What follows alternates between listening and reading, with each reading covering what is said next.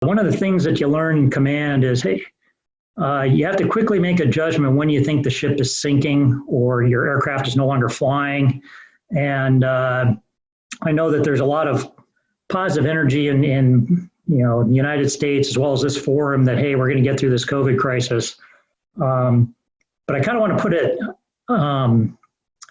kind of a challenge out there to us who are part of the Naval Academy, Marine Corps, or Military Academy, the Air Force Academy, because part of that mission of those schools was not only to develop leaders that were going to take command, but it was also develop leaders that were going to take over and help with whether it was citizenship or government and things like that. And I know a lot of people think that there's we're going to get through this. I'm skeptical though. And there's a lot of what I would call the canary in the coal mine issues that are starting to pop up that the next couple 6 months are going to be really, really, really bad. You can see it in some of the bankruptcies that are starting to happen. Just to go through the list of just in the last couple of months, but Food First Global Restaurants kind of has Brio and a couple other chain restaurants just filed for bankruptcy. True Religion, which is a clothing company, just filed for bankruptcy. JCPenney's, J. Crew, Neiman Marcus, Stage Stores, which does kind of Beals, Gordman's, those type of stores. Gender Fresh Restaurants, or Garden Fresh Restaurants, pardon me, which does like soup plantation, stuff like that. They also have filed for bankruptcy. There's some recent stories out that the stock market plunge that we had about a month and a half ago, we were this close to a liquidity problem and just having the entire financial markets collapse.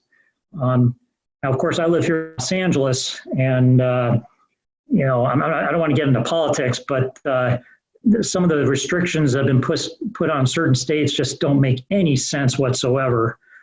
Just to give you an idea that there has been a black market in hair salons and barbershops that have opened up in the city of Los Angeles.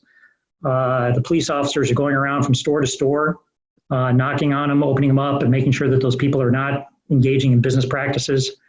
So the devastation that's happening to small businesses across America, especially in states that have draconian lockdown rules, is just going to add to the carnage. So what my challenge is that one of the things that we need to do is there's lots of associations out there that we know of and can help with. And when you talked about, Jason, when the leadership, I think this is time where the leadership of Academy graduates needs to step up and help, whether it's the Association of Restaurateurs, it's the Association of Barbers, whatever associations are out there, Chamber of Commerce, there's ways we can get businesses open up again safely. And we need to do that probably yesterday, because I'm not sure the ship is going to right itself here in the next couple months. And that's, like I said, I don't want to be a Debbie Downer, but I think it's incumbent upon all of us on this great organization that you've set up. Like I said, we can help one another out as Naval Academy or West Point grads, but there's a duty and service we owe to the community too, whether it's veterans or, for that matter, small business owners or any place else where we can get businesses back open, because we need to do that. We need to do it safely. It can be done safely.